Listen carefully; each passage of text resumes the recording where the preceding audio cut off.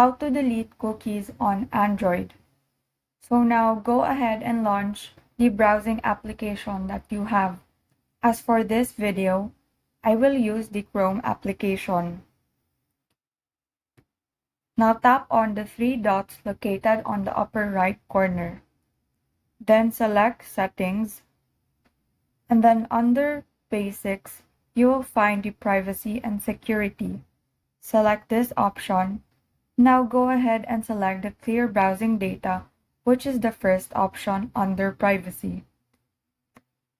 So now here you will be provided with three options, but since in this video we want to delete the cookies, just leave the browsing history and cached image and files open. And then beside time range, when you click the drop-down arrow button, you will be provided with options. Select the option that you want as to how far back you want to delete your cookies. And now go ahead and tap the Clear Data button. Then select Clear. And that is how you delete cookies on Android. Thank you and have a great day.